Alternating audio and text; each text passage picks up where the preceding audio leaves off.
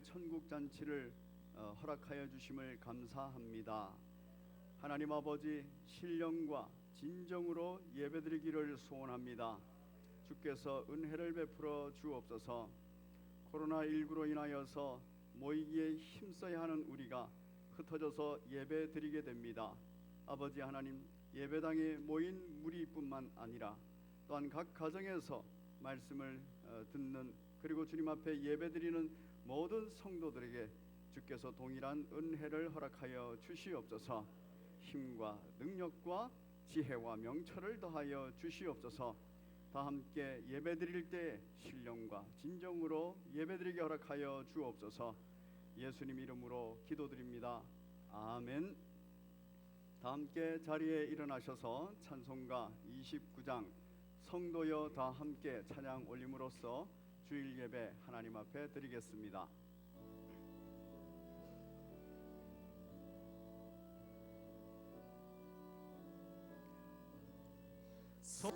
성도여 다 함께 할렐루야 아멘. 주 찬양하여라 할렐루야 아멘. 주 보좌 앞에서 택하신 은혜를 다 찬송하여라 할렐루야 아멘. 만물을 열어라 할렐루야 아멘. 온 하늘 울려라 할렐루야 아멘.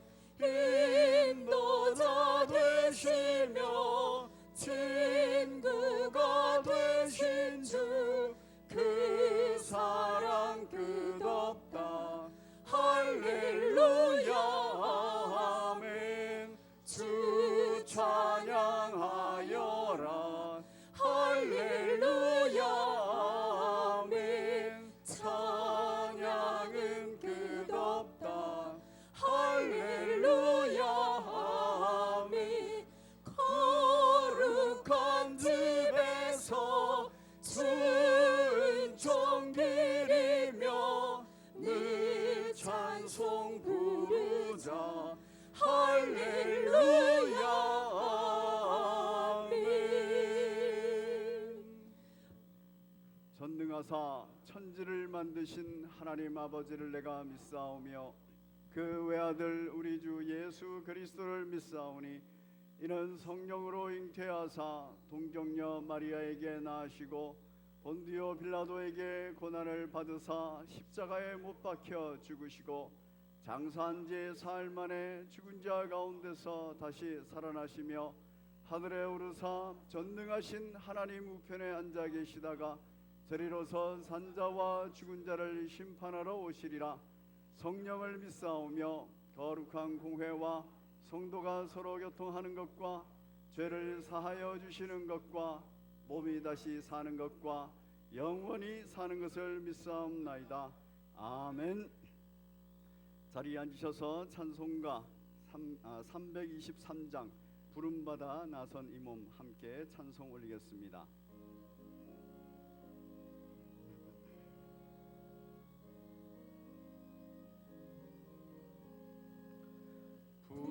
부름받아 나선 이 몸 어디든지 가오리다. 괴로우나 즐거우나 주만 따라가오리니 어느 누가 막으리까. 주민들 막으리까. 어느 누가 막으리까. 죽음인들 막으니까. 아골골짝 빈들에도 복음 들고 가오리다. 소돔 같은 거리에도 사랑 안고 찾아가서 종의 몸에 지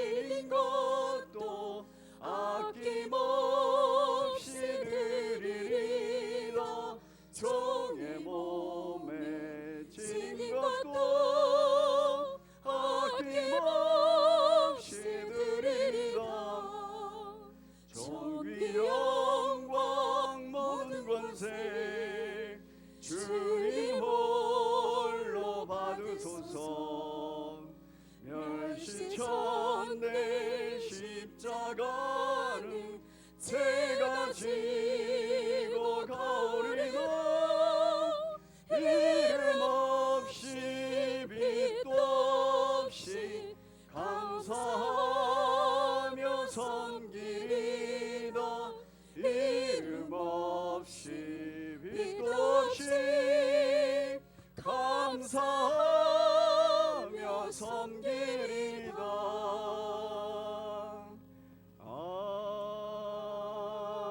아멘. 하나님 우리 아버지, 하나님의 우리의 힘이시며 요새이시며 우리를 긍휼히 여기시는 분이십니다.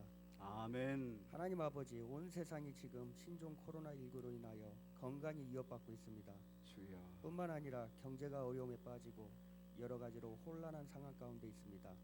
하나님 아버지, 우리가 비록 질병의 위험 가운데 있을지라도, 경제가 마비되어 생존 후 이태한 가운데 있을지라도, 비록 소득이 줄어들어 근심되는 마음이 있을지라도 주여. 우리가 잠잠히 하나님을 바라보며 예배드리오니 하나님 영광 받아 주시옵소서. 아멘. 하나님 우리 아버지, 죄악 가운데 있는 저희들을 우리 주님의 십자가 사랑과 은혜로 구원하여 주시고 아버지. 새 생명을 얻게 하여 주시고 참된 믿음과 소망 가운데 살아가게 하심을 감사드립니다. 아멘. 그렇지만 아버지 하나님, 우리가 연약하여서 때로는 불안하고 때로는 공포스럽고 때로는 두렵습니다. 지금 퍼지고 있는 신종전염병 뿐만 아니라 우리에게 있는 많은 문제들이 하나님의 계획하심과 다스림 가운데 있을지라도 우리가 하나님께 은혜를 구합니다.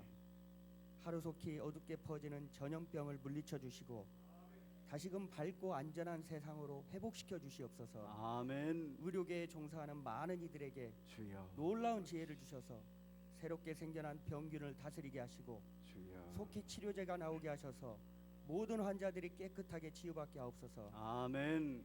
하나님 아버지, 우리 가운데 마음의 병으로, 육신의 병약함으로, 경제적인 어려움으로 교통을 겪고 힘겨워하는 지체들이 있습니다. 주여. 이 모든 문제들이 하나님을 예배하고 말씀을 묵상하고 말씀 따라 행하는 가운데, 하나님을 사랑하고 이웃을 사랑하는 가운데 온전히 해결되게 하옵소서. 아멘. 하나님 아버지, 저희들이 지금 사순절 기간을 보내고 있습니다.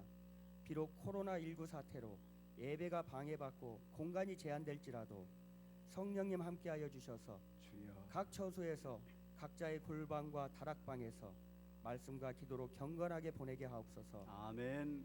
예배를 준비하기 위하여 수고한 손길들 기억하여 주시고 말씀 전하여 주시는 담임 목사로부터 교역자 그리고 모든 중직자들에게 성령 충만함을 주셔서 주여. 우리 주님의 몸된 교회가 믿음으로 더욱 든든히 서가고 참된 생명력이 넘치는 교회 되게 하옵소서. 아멘. 우리에게 베풀어 주신 하나님의 사랑과 은혜에 감사드리오며 우리 구주 예수님의 이름으로 기도드립니다. 아멘. 주여 감사합니다.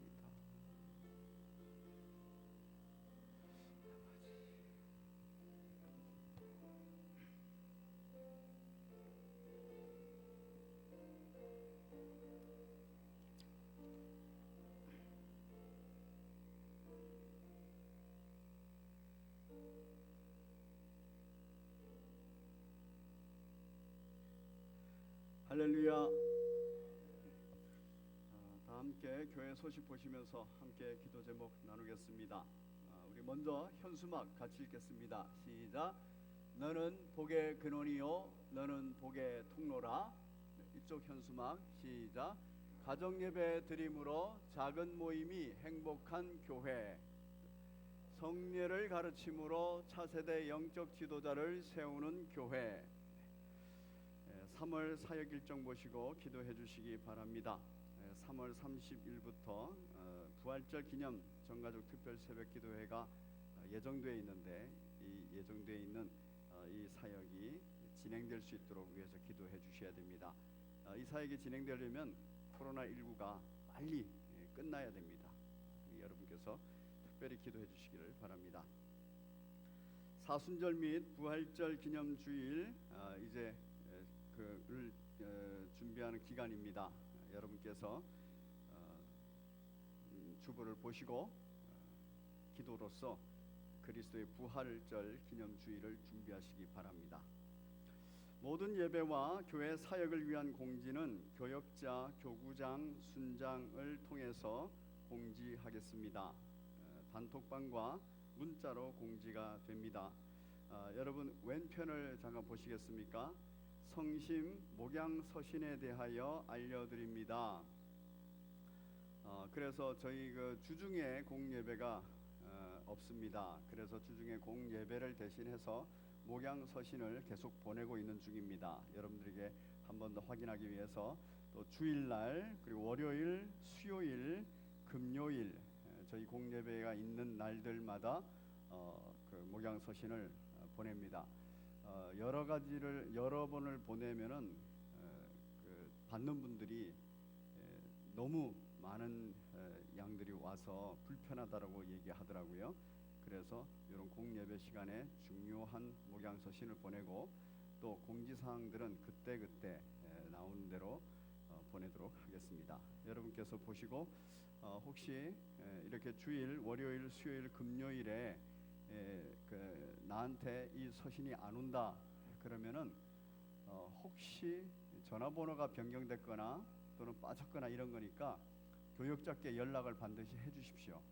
그러면 교육자들이 다시 챙겨서 행정적 처리를 한 다음에 다 보낼 수 있도록 그렇게 하겠습니다.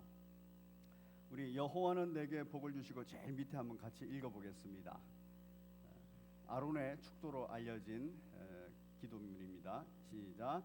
여호와는 내게 복을 주시고 너를 지키시기를 원하며 여호와는 그의 얼굴을 내게 비추사 은혜 베푸시기를 원하며 여호와는 그 얼굴을 내게로 향하여 드사 평강 주시기를 원하노라 할지니라 하라.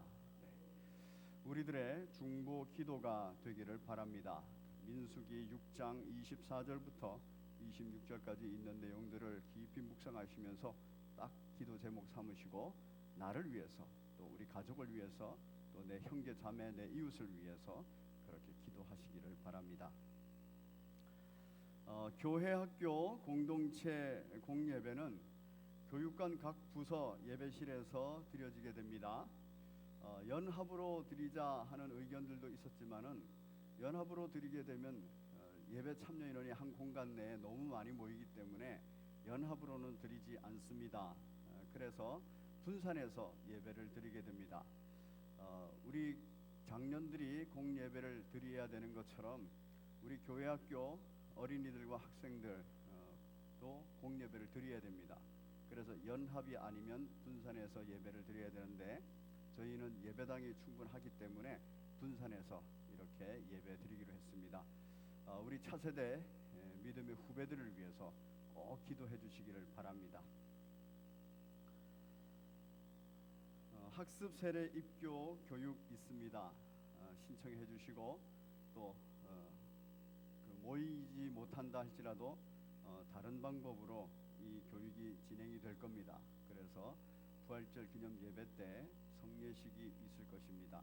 여러분께서 준비하시고 또 주변에도 알려주셔서 이번 학습 세례 입교 교육에 참여해서 부활절 기념 예배 때 세례 받을 수 있도록 성례식에 참여할 수 있도록 그렇게 준비해 주시기를 바랍니다.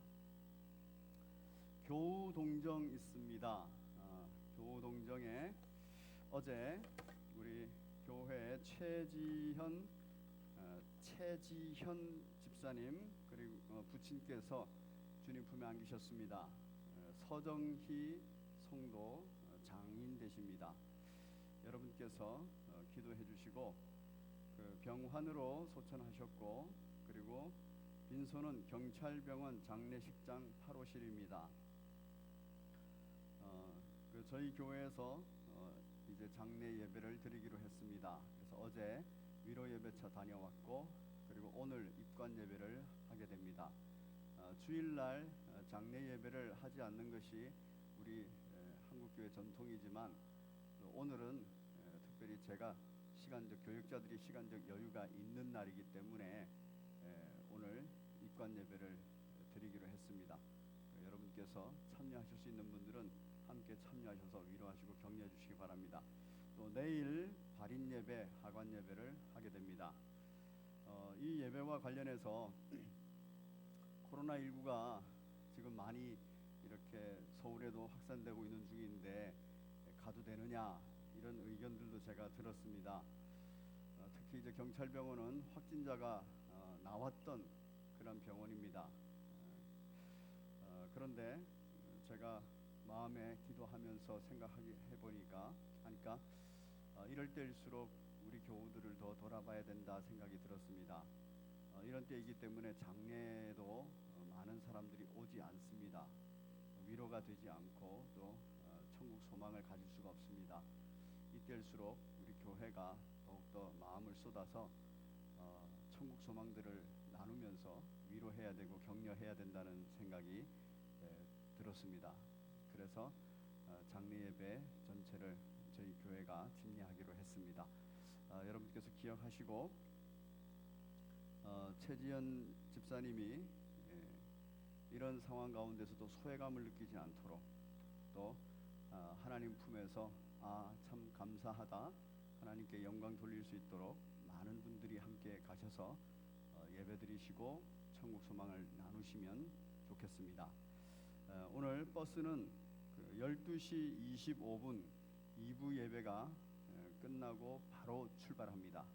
1부 예배 오신 분들 중에서 장례 예배 참여하기를 원하시는 분들께서는 12시 25분까지 교회로 오시면 함께 가실 수 있습니다.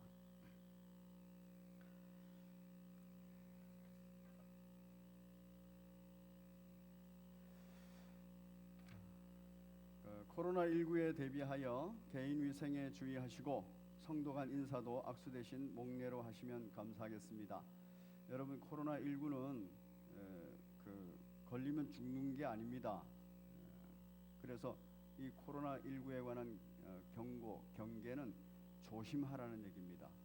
예배당에 나오셔도 철저히 조심하시고 또 자리에 앉으실 때도 뚝뚝 떨어져서 그렇게 앉아서 예배 드리시고, 그리고 예배 끝나고 돌아가시면서도 참 오래간만에 만나 뵙는 형제 자매지만 서로 눈으로만 인사하시고 그렇게 돌아가시기 바랍니다. 그것이 예배를 지켜내는 방법이고 또 그것이 우리 함께 서로 하나님께 영광 돌리고 또 사회적 책임을 다하는 일입니다. 여러분께서 주의 사항들을 잘 지켜주시면 감사하겠습니다. 신천지 출입 금지 내용 보시고 계속 기도해 주시기를 바랍니다.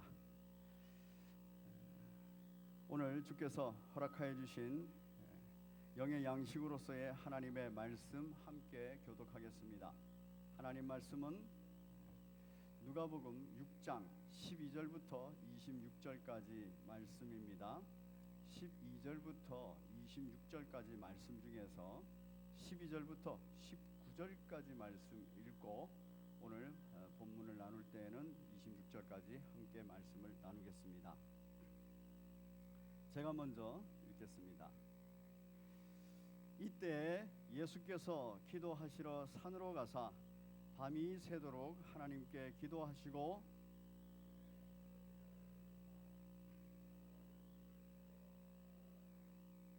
곧 베드로라고도 이름을 주신 시몬과 그의 동생 안드레와 야고보와 요한과 빌립과 바돌로메와 마테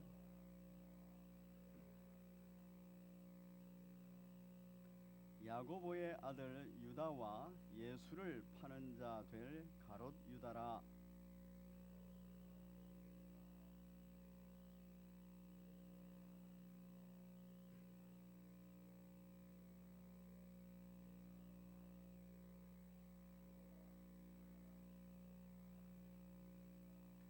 더러운 귀신에게 고난받는 자들도 고침을 받은지라. 예수를 만지려고 힘쓰니 이는 능력이 예수께로부터 남아서 모든 사람을 낫게 함이러라. 아멘. 기도하겠습니다. 살아계신 하나님 아버지, 오늘 아름다운 예배, 기쁨의 천국 잔치에 저희를 초대하여 주셨으며 이 잔치에 영의 양식으로서의 말씀을 허락하여 주심을 감사합니다. 기쁨으로 이 영의 양식을 먹고 기쁨으로 이 영의 양식으로 말미암아 참안식 주의 은혜의 해를 누리는 우리 모두가 되게 인도하여 주옵소서.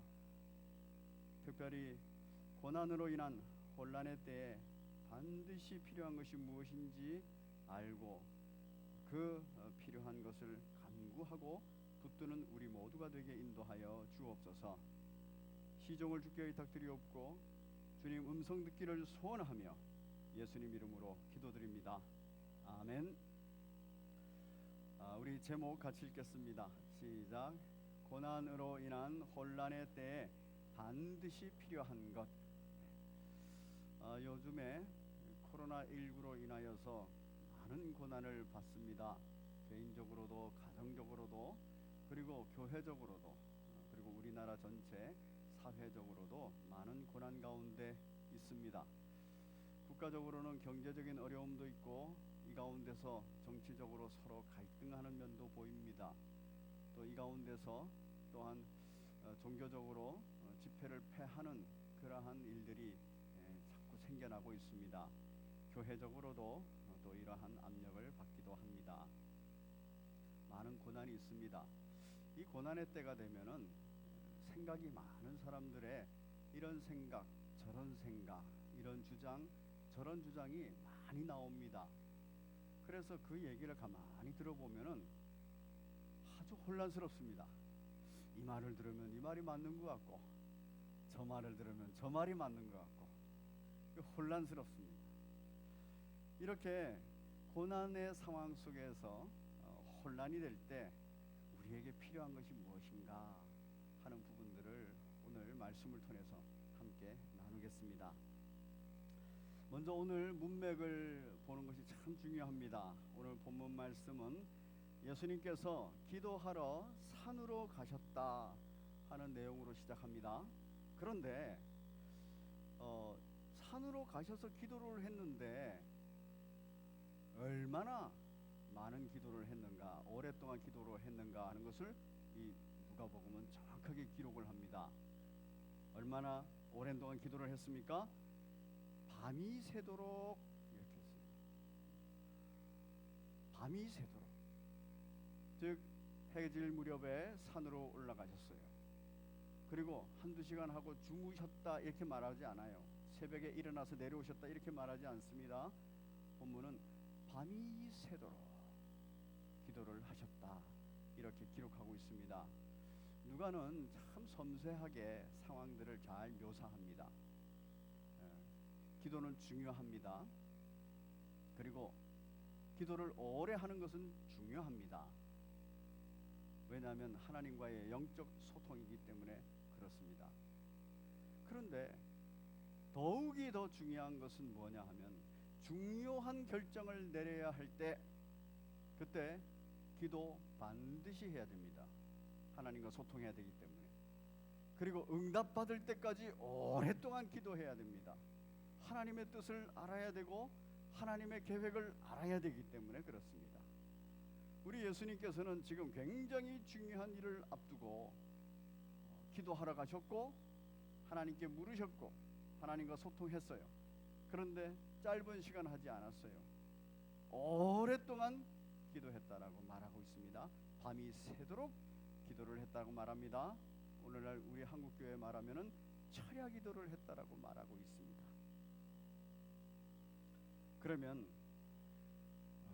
무엇이 그렇게 중요한 결단이고 중요한 사건이기 때문에 이렇게 준비하는 마음으로 오랫동안 기도를 했는가 하는 것입니다. 바로 13절에 있습니다. 밝음에 이제 새벽이 됐습니다. 해가 떴고 그러니까 제자들을 다 불렀습니다. 여기서 말하는 제자들이라는 것은 예수님을 따르던 사람들이에요. 많은 무리들입니다.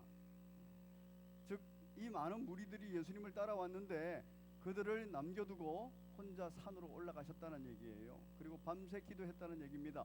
그리고 기도하고 하나님의 뜻, 하나님의 계획 하에서 지금 응답을 받고 내려오시는 겁니다.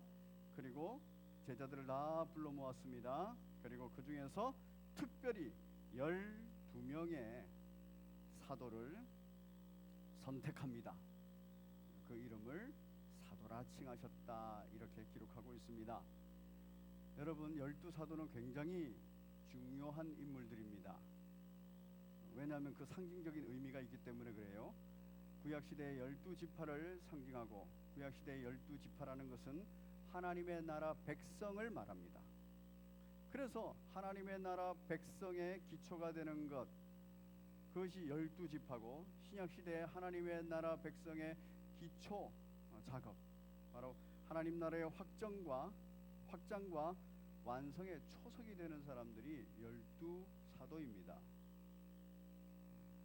그래서 굉장히 중요한 거예요. 기초석을 닦아야 되기 때문에.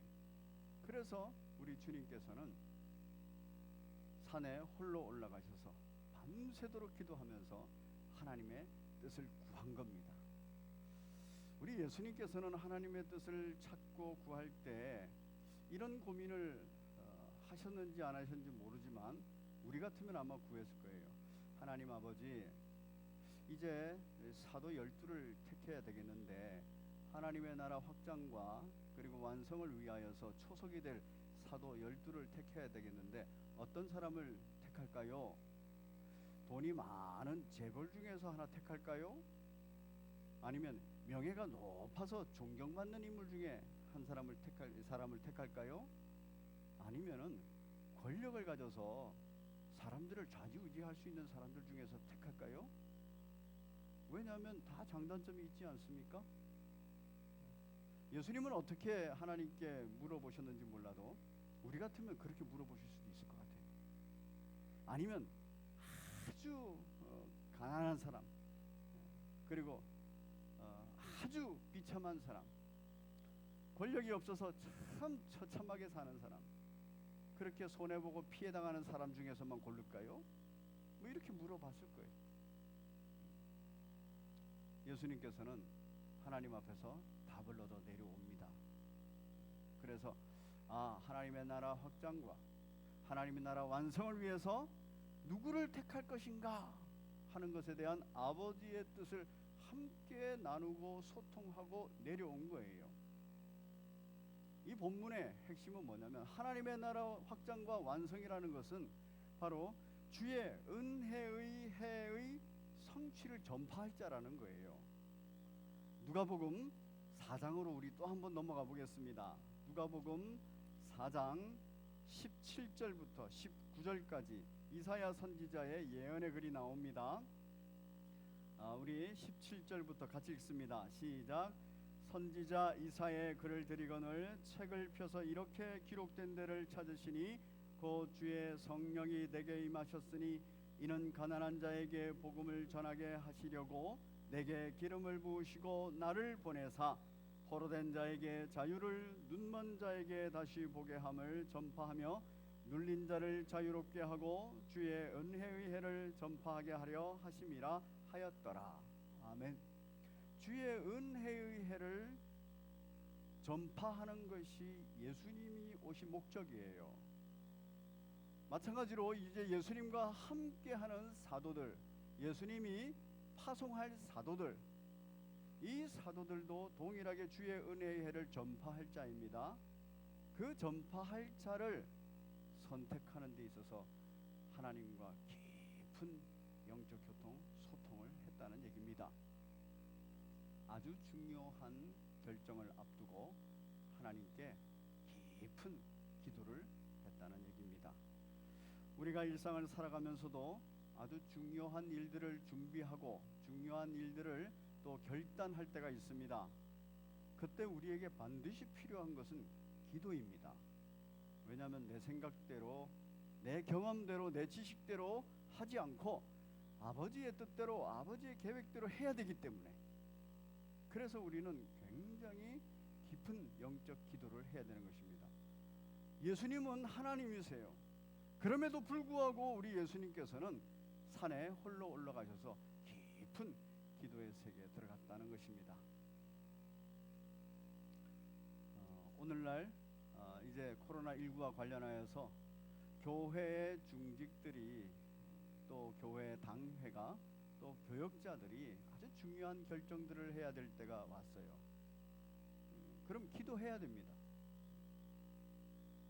우리 교역자들도 지금 계속해서 매일 출근하면 하루에 1시간 이상씩 돌아가면서 지금 본당에서 기도를 하고 있습니다. 그렇게 기도를 하는 이유가 뭘까요? 하나님의 뜻, 이 상황 속에서 하나님의 뜻이 뭡니까? 어떻게 우리가 결정을 해야 될까요? 당회원들도 자신의 삶의 자리에서 항상 기도해야 됩니다. 그리고 교회 중직들, 또 영적 지도자들, 우리 말씀으로 섬기는 영적 지도자들이 있어요. 이 상황 속에서 항상 기도해야 돼요. 기도하면서 하나님 아버지, 아버지의 뜻이 뭡니까? 아버지께서 계획하신 바가 무엇입니까? 우리는 어떻게 행동할까요? 나는 어떻게 신앙 양심으로 행동할까요? 그래야 아주 분명해지는 것입니다. 그래야 양심의 가책, 양심의 정죄함 없이 자신이 하나님 앞에 온전히 신앙으로 서게 되는 것입니다. 우리 예수님께서는 이 큰 일을 사역을 앞두고 기도하셨어요. 그리고 12명의 사도를 택하셨습니다. 그런데 이 12명의 사도 이름이 다 나왔어요. 12명의 사도 완벽한 사람인가요? 복음서는 이 12명의 사도의 예수님과 함께할 때의 과정들을 다 기록하고 있습니다. 그런데 어느 누구 한 사람도 완벽한 사람이 없어요. 어떤 사람은 죄인이라고 취급받는 세리였어요. 어떤 사람은 예수님을 팔자였어요. 예수님이 실패한 건가요? 예수님이 사도를 잘못 선택한 건가요? 그렇지 않습니다. 아마 하나님께 신중하게 물었고 하나님과 소통하는 가운데 하나님께서 가장 영광받을 수 있는 사람, 그 사람을 우리 예수님은 택했을 겁니다. 어떤 사람이에요? 아주 연약한 사람들입니다. 아주 연약한 사람들. 왜 이렇게 아주 연약한 사람들을 하나님께서 택하라 말씀하셨고 우리 예수님은 아주 연약한 사람들을 택하시고 이 힘겨운 하나님의 나라 확장과 하나님의 나라 완성, 이걸 위해서 사용하시겠다라고 부르시고 사도로 명하시고 파송을 하실까요? 그것은 사람에게 그 능력이 있지 않기 때문에 그렇습니다. 그 본문의 내용은 그 증명이 바로 다음에 나옵니다. 우리 17절 같이 한번 읽겠습니다. 17절 시작. 예수께서 그들과 함께 내려오사 평지에 서시니 그 제자들의 많은 무리와 예수님의 말씀도 듣고 병고침을 받으려고 유대 사방 예루살렘과 두로와 시돈의 해안으로부터 온 많은 백성도 있더라. 굉장히 많은 사람들이 모였다는 얘기입니다. 그런데 이 굉장히 많은 사람들은 각 지역에서 왔다라고 말하고 있습니다. 그뿐만 아니라 각계각층이 다 왔을 겁니다. 그들이 다 왔어요. 그런데 하나님의 나라가 어떻게 확장되고 완성되는가? 주의 은혜의 해가 어떻게 성취되는가 하는 것을 바로 그 다음 얘기합니다. 그 모두에게 말을 합니다. 바로 저와 여러분들에게도 동일하게 말합니다. 18절을 보시면 이렇습니다.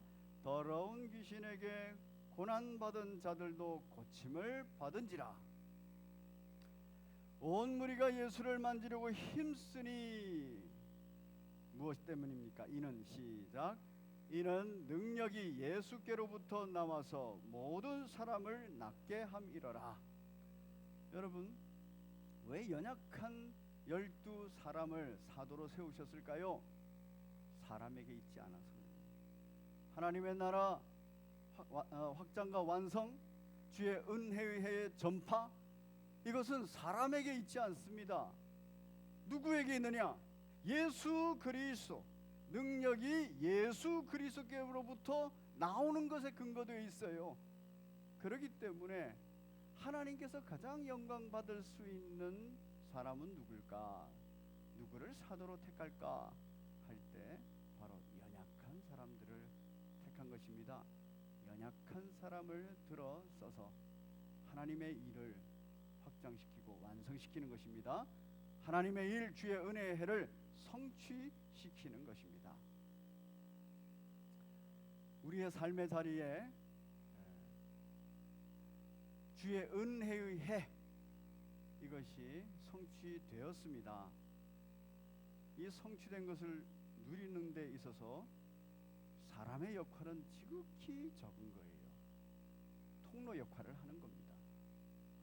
예수 그리스도로부터 능력이 나와야 되고 하나님으로부터 내려오는 그 은혜를 입어야 되는 것입니다. 주의 은혜의 해의 특징은 무엇입니까? 절대로 정죄함이 없는 것입니다. 그래서 원망도 없고 불평도 없고 또 그로 인한 교만도 없는 것입니다. 이런 일이 우리의 일상생활 속에 있으려면은 사람의 지식과 경험, 이것으로 되지 않는 거예요. 그 능력이 예수 그리스도께로부터 나와야 정죄함이 없는 거예요. 원망, 불평, 교만함이 없을 수 있는 겁니다. 하나님의 은혜에, 주의 은혜의 해는 뭐가 항상 함께 합니까? 참안식이 함께 해요. 참안식이라는 것은 기쁨과 감사예요. 이 기쁨과 감사, 우리의 일상 가운데서 기쁨과 감사가 사라지지 않으려면은 우리의 지식과 우리의 경험과 우리의 생각으로는 가능하지 않습니다. 바로 그 능력이 예수 그리스도로부터 나와야 돼요. 그 은혜가 하나님으로부터 임해야 됩니다. 예수님으로부터 선택받은 그리고 부름받은 12사도뿐만 아니라 그곳에 함께 모여있는 많은 무리들, 그리고 오늘날 21세기를 살아가는 저와 여러분들 모두에게 요구되는 것은 바로 이 능력이 예수께로부터 나온 것이구나, 이 능력이 하나님으로부터 나온 은혜로구나, 이것을 깨닫는 것입니다. 이것을 믿고 이것에 확신하고, 그리고 이 내용, 이 복음의 내용을 온 땅에 전파하는 사람이 12사도요, 제자들이요, 오늘날의 그리스도의 증인, 바로 저와 여러분들 그리스도인입니다. 오늘 본문은 주의 은혜의 해가 예수 그리스도로 말미암아 성취되었고, 이 성취된 내용이 누구를 통하여서 전파되는가, 어떤 경로를 통하여서 전파되는가 하는 내용을 말하고 있는 것입니다. 예수 그리스도로부터 바로 주의 은혜의 해가 성취됐다라고 선포됐습니다. 그리고 이 선포의 내용은 예수님께서 특별히 선택한 주의 은혜, 하나님의 은혜를 받은 12사도를 통해서 전파될 것입니다. 그 핵심의 내용은 무엇입니까?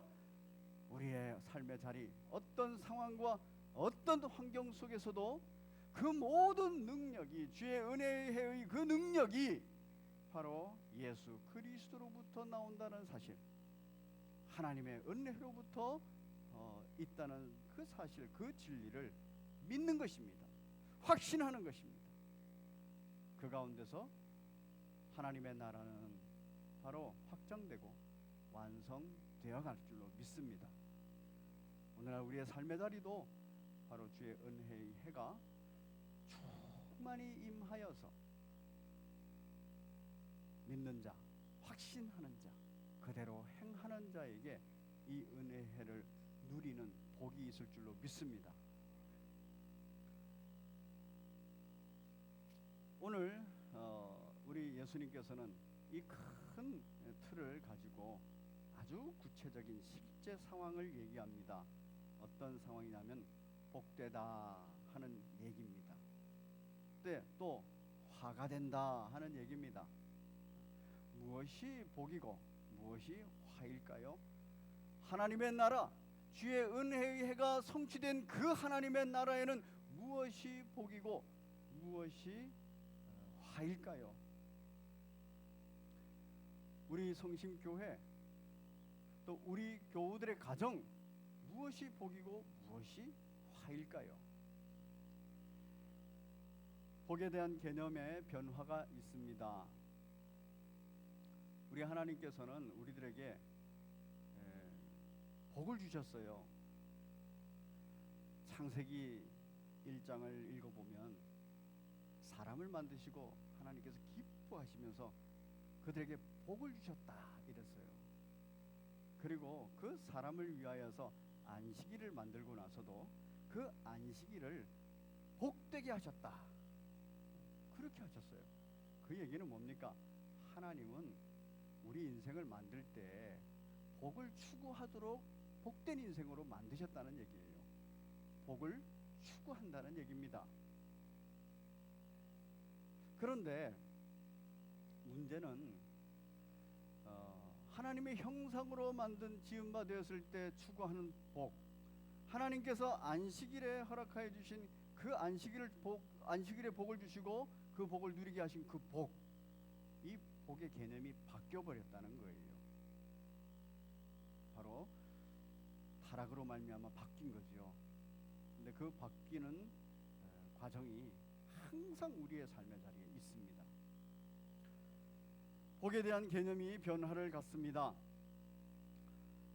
사막 지역 또는 광야 지역, 우리가 이스라엘 백성들이 출애굽해서 그 40년 동안 있었던 광야를 기억할 수 있습니다. 그리고 이스라엘 백성들이 마지막 요단강을 건너서 가나안 땅에 들어갔을 경우도 보게 됩니다. 그 가나안 땅은 젖과 꿀이 흐르는 땅이라고 되어 있어요. 그런데 그 말은 무슨 말이냐면 주변에 비해서 농사를 지을 수 있는 땅이다 이런 말이에요. 그런데 그 땅도 여전히 황폐한 땅입니다. 사막 같은 땅이에요. 광야입니다. 가나안 땅 역시도. 그래서 사막 지역, 광야 지역은 어디에 철저하게 의존되어 있냐면은 하늘에서 내리는 비에 의존되어 있어요. 그래서 성경은 이른 비, 늦은 비 이렇게 말하고 있어요. 가나안 땅에는 이른 비, 늦은 비가 제때 내리지 않으면 큰 흉년이 들어버려요. 아브라함 때도 흉년이 들었고 또 이삭 때도 큰 흉년이 들었고 야곱 때도 큰 흉년이 들었다라고 창세기 기록하고 있어요.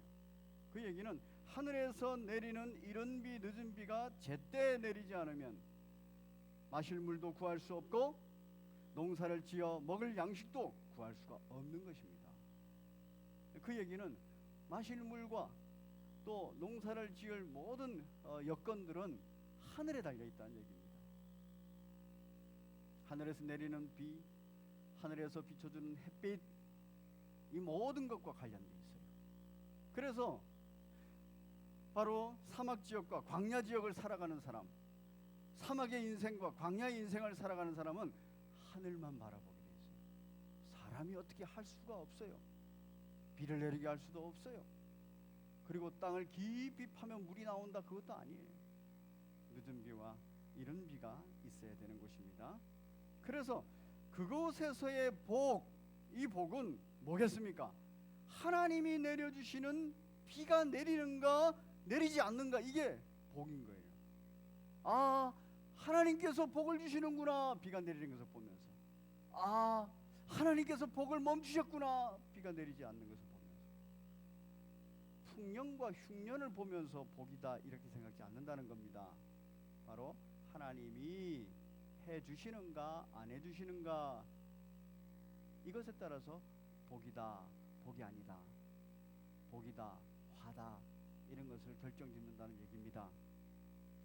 적당하게 비가 내리면 마시물도 많습니다. 그리고 먹을 양식도 많아집니다.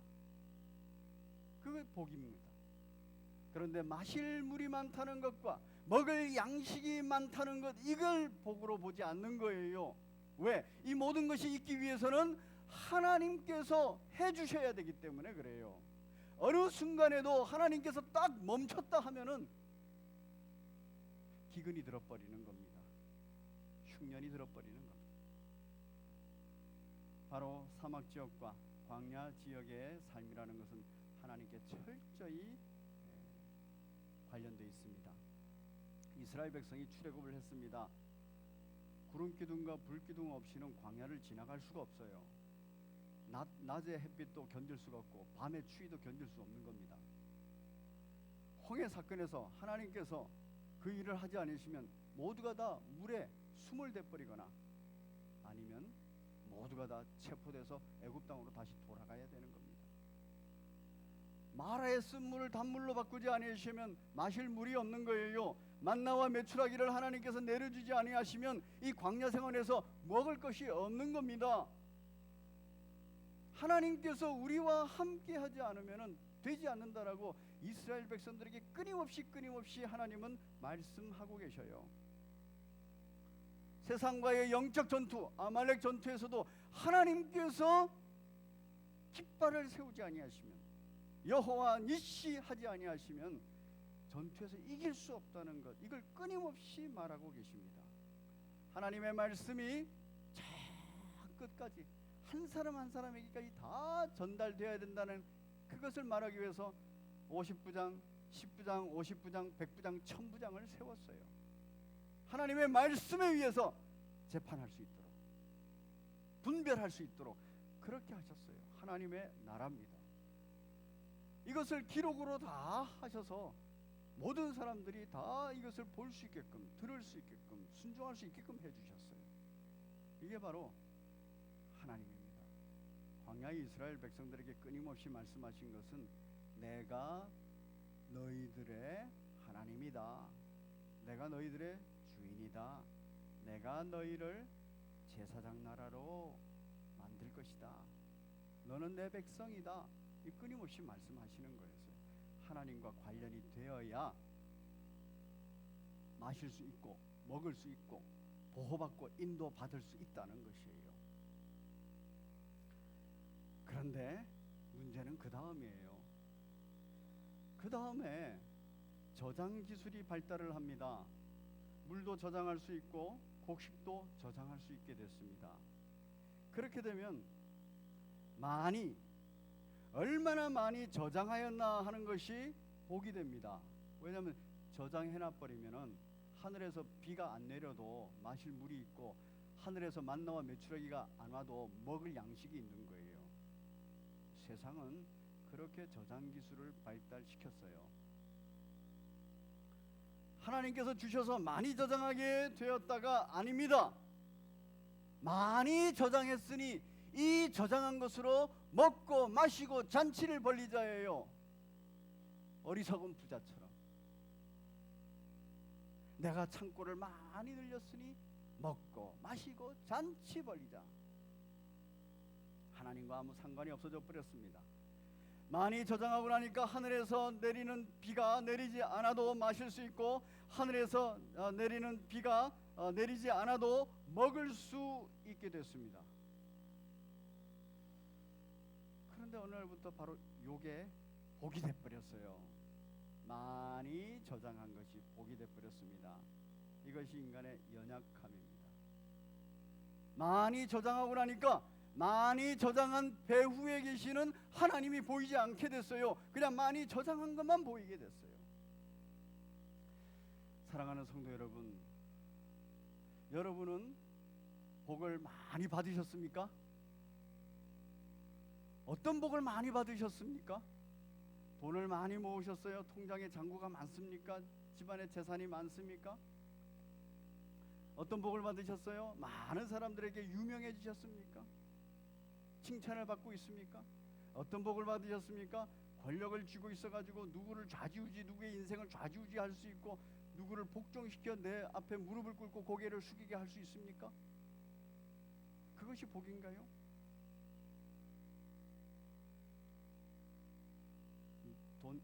재물과 명예와 권력은 저주는 아닙니다. 그러나 재물만 보이고 명예만 보이고 권력만 보이면 그게 지금 오늘 본문에서 화라고 말을 하는 거예요. 재물 배후에 계시는 하나님, 왜 재물을 주셨는가를 알고 그 재물을 제대로 사용할 때 이걸 복이라고 말하는 거예요. 하나님을 알게 돼야 되는 겁니다. 명예를 주셨고 권력을 주셨으면 이 명예와 권력을 왜 주셨는지를 알고 하나님의 뜻대로 명예를 사용하고 하나님의 뜻대로 권력을 사용하는 거예요.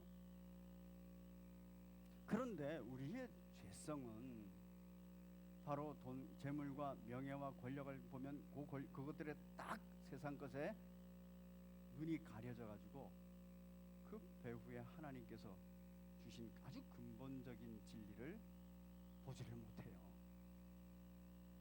이걸 볼 수 있는 방법은 유일하게 믿음밖에 없어요. 그런데 이 믿음은 선물이라고 되어 있습니다. 믿음의 선물을 받아야 재물, 명예, 권력을 보고 이걸 쫙 믿음의 눈으로 뚫고 그 배후에 하나님께서 이른 비를 내리셨구나, 늦은 비를 내리셨구나, 그것 때문에 내가 마시고 먹고 있구나, 이거를 아는 거예요. 이걸 아는 그 나라가 하나님의 나라예요. 이걸 아는 그 상태가 주의 은혜의 상태입니다. 이걸 전하는 그 사람이 12사도요, 이걸 전하는 그 사람이 그리스도의 증인입니다. 복에 대한 개념과 화에 대한 개념이 이렇게 바뀌는 것입니다. 아브라함도 이삭도 야곱도 당대의 거부였어요. 어느 정도로 거부였냐면은 주변에 블레셋 왕이 와가지고 다 고백을 했지 않습니까? 야, 내가 너가 하는 일을 보니까 정말 놀랍다. 이들은 뭘 봤습니까? 그냥 세상적인 축복을 본 거예요. 그런데 이들이 고백하는 내용이 뭐예요? 너가 무엇을 하든지 하나님께서 너와 함께 하시더라. 이거는 아브라함이 자기의 부를, 명예를, 권력을 가지고 자기 자랑으로 안 삼았다는 거예요. 자기의 부와 명예와 권력을 가지고 하나님 자랑으로 삼았다는 거예요. 그러니까 세상 사람들도 그 부와 명예와 권력을 보면서 하나님이 하셨구나 이렇게 알게 된다는 겁니다. 12사도가 해야 되는 일, 그리스도의 증인이 해야 되는 일, 바로 그 일이 이 일입니다. 우리 예수님께서는 이 중요한 일을 놓고 12사도를 선택하시고 부르시면서 밤새도록 기도하신 거예요. 그리고 뭐를 강하게 얘기하십니까? 능력이 예수께로부터 나와서 하나님의 은혜의 해가 성취되게 하시더라. 하나님의 나라가 확장되게 하시더라. 하나님의 나라가 완성되게 하시더라. 바로 이것이 핵심입니다. 그러면 이제 성경이 말하는 복은 무엇인가 보겠습니다. 20절 같이 읽겠습니다. 시작. 예수께서 눈을 들어 제자들을 보시고 이르시되 너희 가난한 자는 복이 있나니 하나님의 나라가 너희 것임이요. 가난한 것이 복이래요. 21절을 보면 줄인 자가 복이 있답니다. 그리고 지금 우는 자가 복이 있대요. 그리고 22절에서는 핍박받고 버림받는 자가 복이 있다라고 말합니다. 여러분, 이게 복인가요? 이 복에 대해서 이해가 잘 안 되기 때문에 사람들은 이 본문을 그리스도의 역설 이렇게 말해요. 역설이라고 말한다는 거예요. 이게 이해가 잘 안 되는데 이게 진리라는 말이에요. 그 다음 화에 대해서도 읽어보면 더 그렇습니다. 24절에 그러나 화 있을진저 너희 어떤 자요? 부요한 자요. 아니 부자인데 왜 이게 화란 말이에요? 너희의 위로를 이미 받았도다.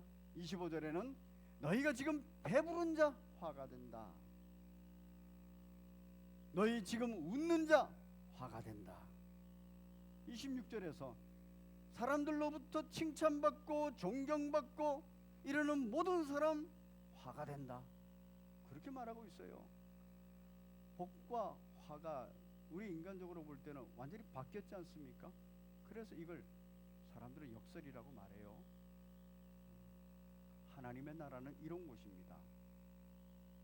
왜 이런 곳일까요? 하나님의 나라에는 굉장히 중요한 게 있어요. 우리가 이미 살펴봤습니다. 이미 살펴봤지만 다시 한번 정리하는 마음으로 읽어보면 이렇습니다. 이사야 선지자가 예언한 예수 그리스도 주의 은혜를 성취시키는 예수 그리스도가 왜 이 땅에 오셨는가가 기록되어 있어요. 가난한 자에게 복음을 전파하게 하시려고. 그렇죠? 그때 가난한 자가 헬라어로 어떤 뜻이라고 그랬습니까? 프토코이스라는 뜻입니다. 띄워주세요. 자, 프토코이스 여러 번 저희가 말씀을 나눴습니다. 지금 주의 은혜의 해를 저희가 함께 나누는 데 있어서는 이 프토코이스라는 단어가 핵심이에요. 계속해서 나오는 단어입니다. 가난한 자. 이 가난한 자 어떤 사람입니까? 같이 읽습니다. 시작. 자기 스스로의 능력으로 벗어날 수 없는 가난의 상태에 있는 사람. 그렇죠?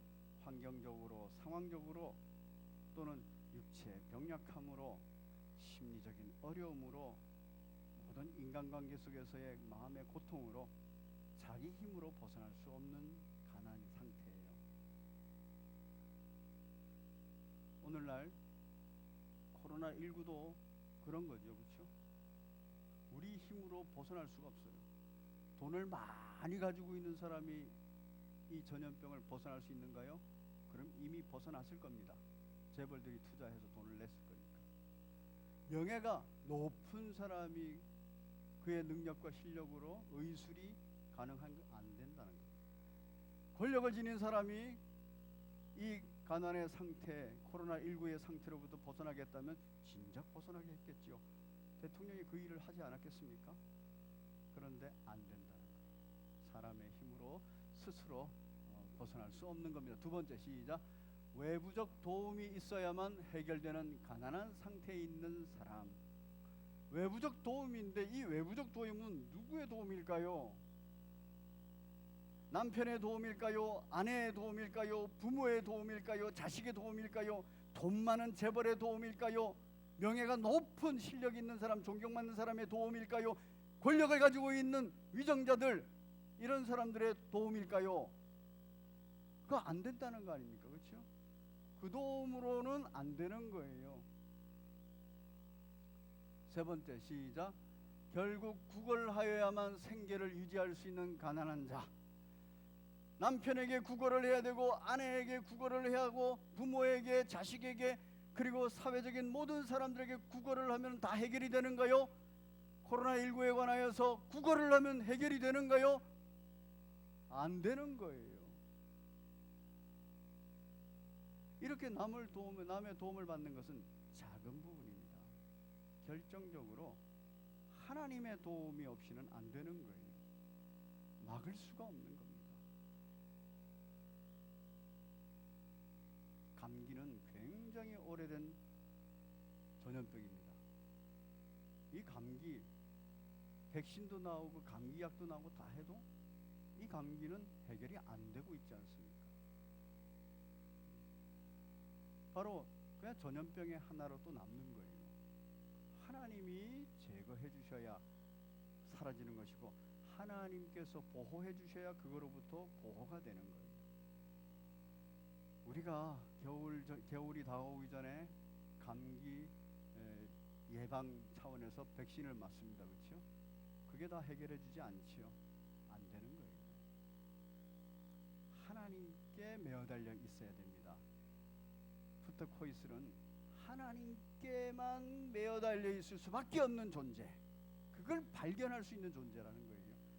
이게 가난한 자라고 성경에서 말하고 있고, 이런 사람이 바로 우는 자라고 성경이 말하고 있고, 이런 사람이 그 하나님 때문에 고난당하고 핍박당하는 자라고 말하고 있다는 거예요. 이들에게 복이 있다는 거예요. 하나님과 연관되어 있기 때문에, 이걸 기회로 하나님을 찾을 수 있기 때문에. 코로나19를 통하여서 하나님을 찾을 수 있고, 하나님 앞에 무릎을 꿇을 수 있고, 하나님의 도움을, 하나님의 은혜를 구할 수 있다면 바로 이게 복인 줄로 믿으시기를 바랍니다.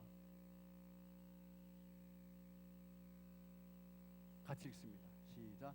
그래서 줄이고 울고 소외당한 자입니다. 우리의 상황과 환경이 바로 가난 때문에 줄이고, 그래서 그것 때문에 울고, 그것 때문에 소외당하는 상태, 이런 상태 자체는 복이 아니에요. 그러나 이런 상태 때문에 하나님을 찾을 수 있고 하나님께 구걸할 수 있고 하나님께 무릎 꿇고 기도할 수 있다면 그게 복인 줄로 믿으시기 바랍니다.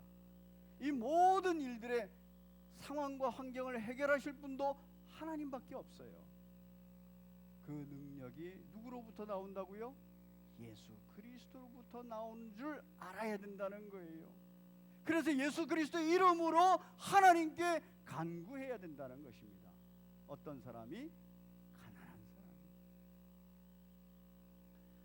그럼 오늘 본문에서 등장하는 화 있는 사람이 있어요. 그럼 이 화 있는 사람은 어떤 사람이겠습니까?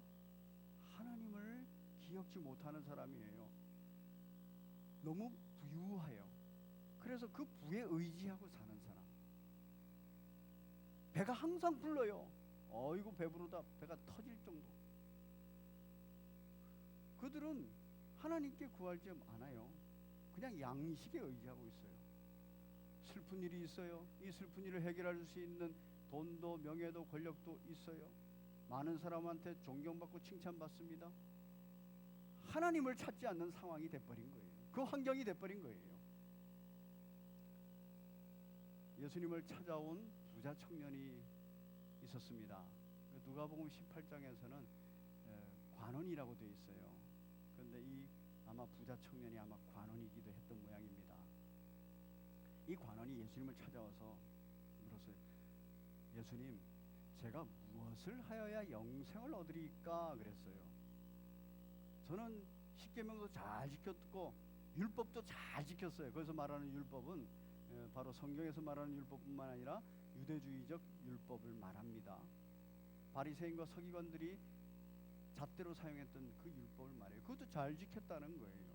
그 예수님께서 척 보니까 이 사람에게 있어서 가치가 다르다는 걸 알았어요.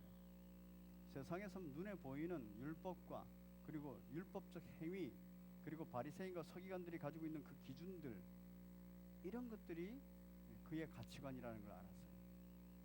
그런데 하나님의 뜻, 하나님의 마음은 뭡니까? 사랑이에요. 가난한 자를 향한 자비와 긍휼이에요. 원수를 용서를 하는 사랑, 용서예요. 그런데 예수님께서 이 부자 청년, 이 관원을 볼 때에 그것이 없는 것을 알았습니다. 그래서 이 관원에게 딱 말합니다. 너의 재산을 팔아서 가난한 자들에게 나눠주고 나를 따르라 그랬어요. 부자 청년이 고민이 되는 거예요. 그리고 심히 근심하였다 그러고 예수님을 따르지 않았다고 그래요. 여러분, 왜 이 부자 청년은 예수님을 따르지 못했을까요? 영생을 막 사모하고 있는데도 왜 예수님을 따르지 못했을까요? 그는 결정적인 순간에 영생의 가치보다 뭐의 가치를 많이 둔 겁니까? 돈의 가치를 많이 둔 거예요. 그래, 영생도 좋지만 아니 영생을 위해서 이 돈을, 이 재물을, 명예를, 권력을 다 버리고 예수님을 따른다는 것은 이게 손해야. 계산기 두들겨 보니까 손해야. 영생을 그렇게 중요하게 생각지 않는 겁니다. 예수님의 비유 중에 장사의 비유가 있습니다. 장사꾼이 밭에서 금은보화를 발견했어요. 너무너무 귀한 금은보화예요. 이걸 딱 발견하고 이걸 본 사람은 뭐를 한다고요?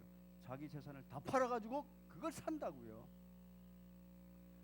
영생에 관하여서 이렇게 귀하고 중요하고 막 가슴 떨리게 벅차게 나를 확 휘어잡으면 확신이 생기고 그러면 그 부자 청년도 자기 재산 팔아버렸어요. 가난한 자들에게 다 나눠줬을 거예요.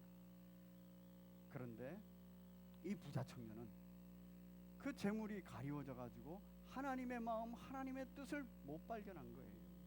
그래서 영생의 가치가 얼마나 큰 가치인지를 몰랐던 거예요. 그래서 고민이 된 거고 그래서 예수님을 못 따라간 겁니다. 저와 여러분들은 어떻습니까? 혹시 여러분들이 가지고 있는 부와 명예와 권력이 여러분들이 의지하는 바가 되고 있지 않습니까? 그걸 주신 하나님이 의지가 되는 게 아니라 부와 명예와 권력이 내 의지가 되지 않습니까? 통장에 쌓여 있는 돈이 내 의지가 되고 내 노후 부장이 되고 또 내가 가지고 있는 부동산이 내 의지가 되고 내 노후 부장이 되고 이렇게 되고 있지 않습니까? 여러분 지금 그걸 나쁘다라고 말하는 게 아니에요. 예수님께서 말씀하실 때 부자가 천국에 들어가는 것이 낙타가 바늘길을 통과하는 것보다 더 어렵다 그랬어요. 그럼 부자는 절대 천국에 못 들어간다가 아니에요. 부자가 가지고 있는 속성, 명예를 가지고 있는 사람, 권력을 가지고 있는 사람, 세상 것을 가지고 있는 사람의 속성이 있는 거예요. 그 속성이 뭐냐면 거기에 딱 차단이 돼서 하나님을 보지 못한다는 거예요. 그런 속성이 있기 때문에 경고를 한 겁니다. 부와 명예와 권력을 가진 사람 중에서도 하나님을 제대로 보는 영적인 사람이 있어요. 그 사람은 부를, 명예를, 권력을 하나님의 뜻대로 사랑으로 그리고 자비와 긍휼로 사용하는 것입니다. 여러분은 부와 명예와 권력이 하나님을 알아가는데 하나님의 뜻을 수행하는데 방해가 되고 있지 않습니까? 그러면 과감하게 마음을 바꿔야 돼요. 그래서 우리는 철저하게 가난한 사람이 되어야 됩니다. 이거 아무리 가지고 있어도 영생과 바꿀 수 없어요. 이거 아무리 가지고 있어도 천국 백성과 바꿀 수 없어요. 그러면 가지고 가야 돼요. 하나님을 알아야 돼요. 자칫 잘못하면 화있을진저 사람이 돼버립니다. 이걸 갖기 위해서는 믿음이 필요해요. 믿음이. 여러분 그 믿음이 뭔가 정리하고 마치겠습니다. 같이 읽습니다. 시작. 고난으로 인한 혼란의 때에 반드시 필요한 믿음이란 무엇입니까? 하나님을 아는 지식, 이 믿음입니다. 하나님께 전적으로 의지하는 감정, 이게 믿음입니다. 하나님의 뜻대로 순종하고자 하는 의지, 이것이 믿음입니다. 믿음이란 같이 읽습니다. 시작.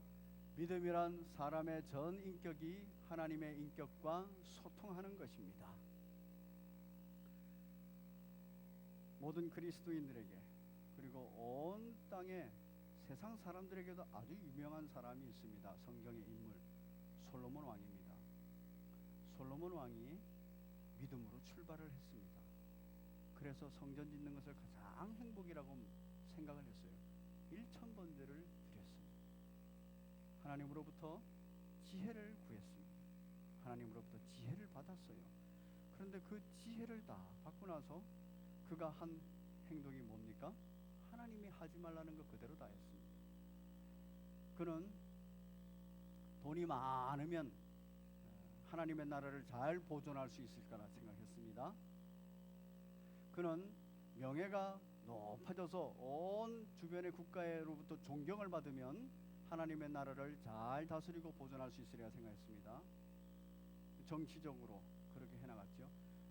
주변 국가들과 동맹을 잘 맺으면 하나님의 나라가 안전하리라고 생각했어요. 즉 돈에 의지했고 또 명예에 의지했고 그리고 주변 국가들의 권력에 의지를 했어요. 그 결과 어떻게 됐습니까? 하나님의 뜻을 망각해버린 거예요. 하나님께서 가장 싫어하는 우상 숭배에 빠져버린 거예요. 솔로몬은 바로 세상 것에 딱 가리워져서 하나님의 뜻과 계획을 놓쳐버린 케이스입니다. 그래서 하나님으로부터 화 있을진저가 됐죠. 그러나 참 감사하게도 다윗으로 인하여서 그 당대에 하나님께서 징계하지 않는다 그랬어요. 그러나 그 다음 때에 나라는 둘로 쪼개졌고 결국 멸망의 길로 가게 됐습니다. 우리는 돈이 있으면 하나님 영광을 돌리는데 사용할 수 있을 것 같고 권력이 명예가 있으면 그럴 것 같은데 우리의 존재는 그렇지 않습니다.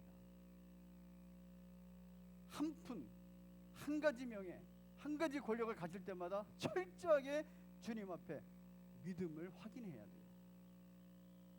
그래야 내 지식은 어떠한가, 내 감정은 어떠한가, 내 의지는 어떠한가를 항상 점검해야 돼요. 예수님도 그 일을 점검했지 않습니까? 중요한 일을 앞두고는 밤새도록 기도하시는 겁니다.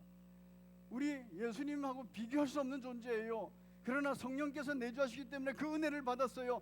그래 항상 기도해야 돼요. 무슨 일을 정하든지 무슨 일을 계획하든지 항상 기도하지 않으면 우리는 세상 것에 의해서 하나님의 뜻, 하나님의 마음이 가리워져 버리는 그러한 화있을 진저가 되어버립니다. 그 가운데 빠지지 않는 복된 여러분 되시기를 바랍니다. 코로나19의 상태입니다. 중요한 결정들을 우리 각 사람들이 해야 됩니다. 공동체의 또 리더들도 해야 됩니다. 그때 기도가 빠져서는 절대 안 돼요. 코로나19와 관련하여서도 이 모든 것은 사람의 능력으로 막을 수 없다는 거 알아야 됩니다. 그러면은 이 모든 것이 예수 그리스도, 이 모든 능력이 예수 그리스도로부터 나온다는 사실을 믿고 확신하고 그리고 순종해야 돼요. 이것이 가치관의 변화입니다. 12사도, 그리스도의 증인, 그리고 우리 모두가 가져야 되는 가난한 자의 그 심정, 그 심정으로 주님의 복 안에, 주님의 은혜 안에 살아가시는 복된 여러분 되시기를 바랍니다. 안전과 보호와 인도는 주님의 손에 있습니다. 우리 함께 찬송가 357장 찬양 올리시면서 준비하신 예물 하나님 앞에 드리겠습니다. 믿음이 이기네입니다. 주 믿는 사람 일어나.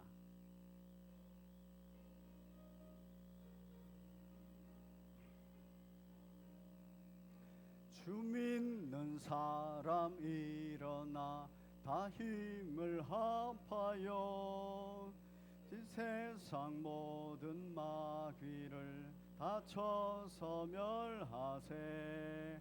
저 앞에 오는 적군들 다 싸워 이겨라. 주 예수 믿는 힘으로 온 세상 이기네. 믿음이 이기네. 믿음이 이기네. 주 예수를 믿음이 온 세상 이기네. 온 인류 마귀 괴휼로 큰 죄에 빠지니 진리로 띠를 띠고서 늘 기도드리세. 참 믿고 의지하면서 겁없이 나아갈 때 주님 예수 믿는 힘으로 온 세상 이기네. 믿음이 이기네. 믿음이 이기네. 주 예수를 믿음이 온 세상 이기네. 끝까지 이긴 자에게 흰 옷을 입히고 또 영생복을 주시니 참 기쁜 일일세. 이 어두운 세상 지나서 저 천성 가도록 주 예수 믿는 힘으로 온 세상 이기네. 믿음이 이기네. 믿음이 이기네. 주 예수를 믿음이 온 세상 이기네. 살아계신 하나님 아버지, 코로나19로 인하여서 많은 고난을 받는 우리 교우들 있습니다.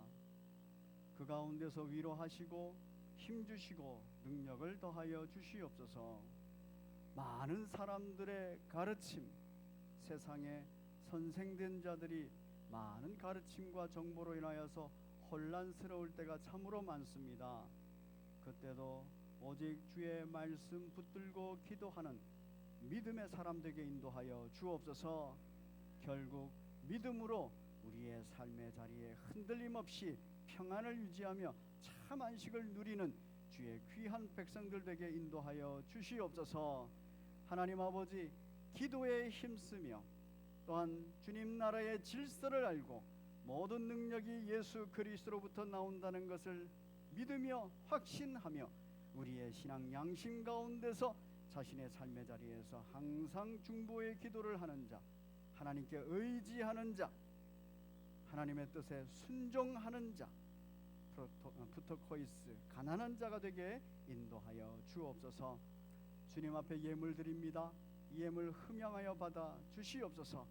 예물이 사용되는 곳마다 영혼 구원의 역사가 일어나고 하나님께 영광 드리는 그러한 놀라운 주님의 사역이 일어나게 인도하여 주옵소서. 주의 은혜의 해가 선포되고 전파되고 그리고 하나님의 나라가 이를 통하여서 확장되고 완성되는데 이 귀한 예물이 사용되게 인도하여 주옵소서. 예물 드린 손길들마다 연약한 자입니다. 가난한 자입니다. 주님께만 매달릴 수밖에 없는 자입니다. 주께서 구름기둥과 불기둥으로 보호하여 주시옵소서. 마라의 쓴물을 단물로 바뀌신 주님이시여, 만나와 메추라기를 내려주신 주님이시여, 주 안에서 풍요를 얻으며 마실 물과 먹을 양식을 항상 공급받는 풍성한 인생 되게 인도하여 주옵소서. 지금은 우리 구주 예수 그리스도의 은혜와 아버지 하나님의 그 크신 사랑하심과 보혜사 성령님의 감화, 감동, 위로 교통하심이 고난으로 인하여서 혼란의 때에 반드시 필요한 믿음을 가지고 믿음으로 말미암아 이기기를 소원하고 이긴 자의 삶을 사는 주의 백성들 머리 위에, 그 가정 위에, 그 생업 위에, 그 삶의 자리 위에 지금부터 영원토록 함께 있을지어다. 아멘.